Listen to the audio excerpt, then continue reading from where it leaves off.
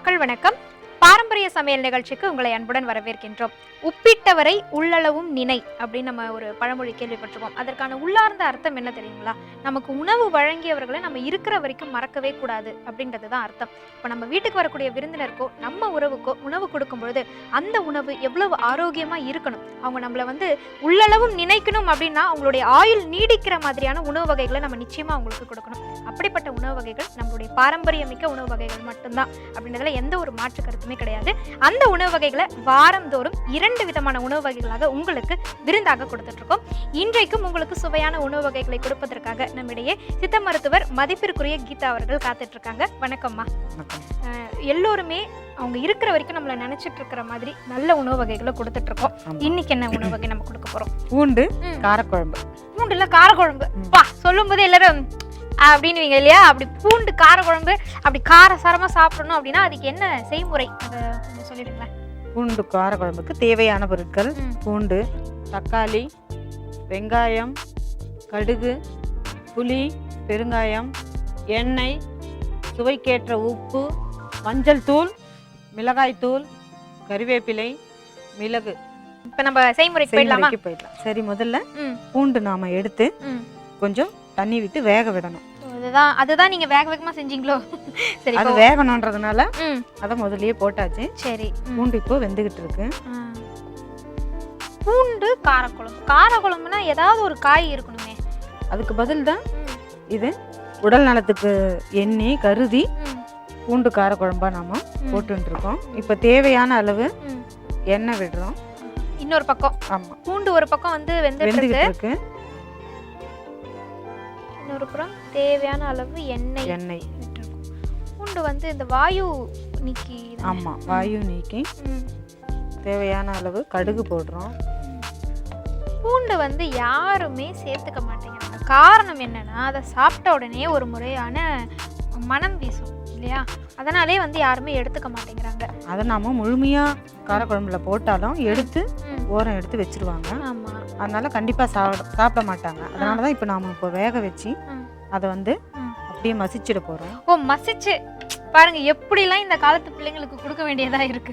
மசிச்சுட்டா யாருமே எடுத்து தூரம் எரிய முடியாது. என்னன்னே முதல்ல தெரியாது, சாப்பிட்டுருவாங்க. எண்ணெய் நல்லா காஞ்சி வருது. கடுகு போட்டிருக்கோம், பொரியணும். பூண்டு குழம்பு இது எப்படி இந்த மிளகு குழம்பு மாதிரியே இருக்குமா இல்ல வேற சுவையா இருக்குமா? இல்ல, நாம இது வேக வச்சு மசிச்சு பண்றதுனால சுவையே வித்தியாசமா இருக்கும். எடுக்கவும் முடியாது. நம்ம அந்த வாயு கோளாறு எல்லாம் கண்டிப்பா நீக்கும். வயிறு பொறுமல் இதுக்கு எல்லாமும் பூண்டு குழம்பு ரொம்பவும் நல்லது. மூட்டு வலி அந்த மாதிரி நோய்களுக்கும், பெரியவங்களுக்கு, அதிகமா நிக்கிறவங்க நடக்கிறவங்க இவங்களுக்குலாம் வாரம் ஒரு முறை பூண்டு குழம்பு வச்சு கொடுத்துடணும். கண்டிப்பா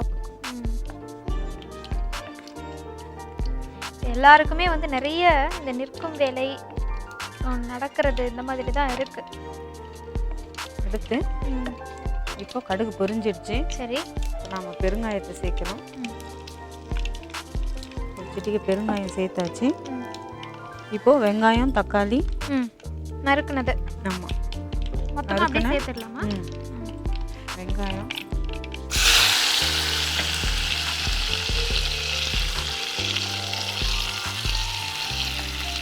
நறுக்கிய வெங்காயம் தக்காளி சேர்த்தாச்சு.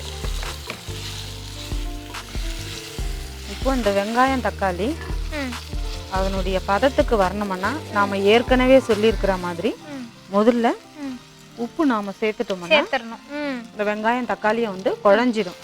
குழஞ்சிட்டா எடுத்து போட வேண்டிய அவசியம் இருக்காது. கொஞ்சம் சேர்க்கலாம். இன்னும் கொஞ்சம் சேர்க்கலாம். இன்னமும் சேர்த்துருங்க. குழம்புக்கு தேவையான அளவு உப்பை இப்பவே சேர்த்தா வெங்காயம் தக்காளி எடுத்து தூரம் வீசி எரிஞ்சிட மாட்டாங்க. மசிஞ்சிரும். தட்டுப்படாம ரொம்ப எளிமையா மசிஞ்சிரும். இப்பெல்லாம் 30-35 வயசுலயே இந்த மூட்டு வலி அப்படின்றது எளிதா வந்துருது. சரியான ஆகாரம் இல்லாததுனால உப்பு குழம்புக்கு தேவையான அளவு இன்னும் கொஞ்சம் கூடுதலா போடுறோம். இப்போ வேண்டிய அளவு மிளகாய் தூள் போடுங்க. மஞ்சள் தூள் போடுங்க.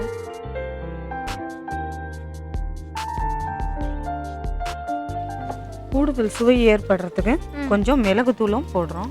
மிளகுத்தூள் போட்டுடலாமா? ஏன்னா சளி இருமலுக்கு கூட ரொம்ப நல்லது. இந்த பக்கம் வந்து இப்போ பூண்டு நல்லா வெந்துடுச்சு. அதை மசிச்சு நல்லா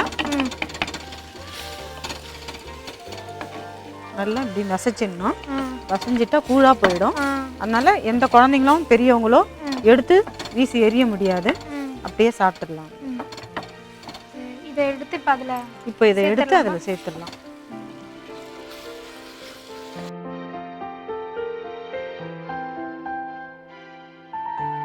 இப்போ இதை எடுத்து அதில் போட்டு சேர்த்துக்கிட்டு இருக்கோம். அதோட கூடவே புளியை நாம சேர்க்கிறோம்.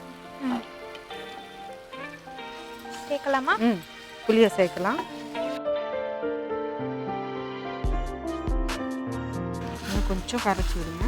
இன்னும் கொஞ்சம் கரைச்சிக்கிறேன். சேர்க்கலாமா? சேர்க்கலாம்.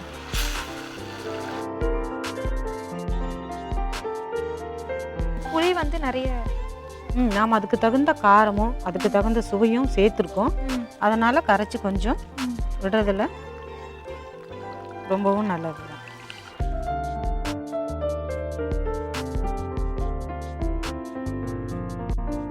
இப்போ பூண்டு காரக்குழம்பு இத பார்த்துட்டு யாராவது சாப்பிடாம போவாங்களா? ரொம்ப பார்க்கவே ரொம்ப அற்புதமா இருக்கு. இப்போ இதை நம்ம வந்து ஒரு கொதிநிலை இந்த புளி விட்டு இருக்கிறதுனால புளி கரைச்சல் விட்டுருக்கோம். ஆமா, அதனால ஒரு கொதிநிலை வந்தா போதும். வந்தோடனே நம்ம அதை வந்து இறக்கிடலாம். இப்போ நல்லா கொதி வந்துருச்சு இல்லையா? பூண்டு குழம்பு தயாரா? பூண்டு காரக்குழம்பு ரெடி ஆயிடுச்சு. நானும் தயாராயிட்டேன். இப்போ நான் பரிமாறிடுறேன். நீங்க ருசியை பார்த்துட்டு எனக்கு எப்படி இருக்குன்னு சொல்லணும். சாதம் தருவீங்களா? கண்டிப்பா தரேன், போட்டு சாப்பிடுங்க. நல்ல நாக்குக்கு வந்து நல்ல ஒரு காரச்சுவை தரக்கூடிய பூண்டு குழம்பு தயார். சுட சுட இந்த பூண்டு குழம்பு தயாரா இருக்கு. இதை நம்ம நல்லா சூடாவே சாப்பிடலாம் இல்லையா? சாப்பிடலாம். நான் கொஞ்சம் ருசிச்சு பார்த்துட்டு சுவை எப்படி இருக்குன்னு சொல்லிடுங்க.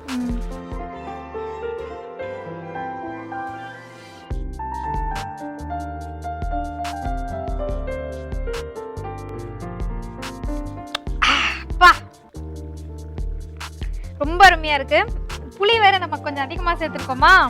பூண்டு எங்கேயுமே தட்டுப்படல எனக்கு. பாருங்க, பார்க்கும்போது இருந்தாதான் நீங்க எடுத்து போடுவீங்க. ஆமா, பூண்டு எங்கேயுமே இல்ல. ரொம்ப அருமையா எப்படி மறைமுகமா நல்ல நல்ல உணவுப் பொருட்களை உடலுக்குள்ள சேர்க்கலாம், சுவையா சேர்க்கலாம் அப்படின்றதுக்கு இந்த பூண்டு குழம்பு நல்ல உதாரணம். இது எப்படி செய்யணும், இந்த செய்முறை இன்னொரு முறை சொல்லுங்களேன்.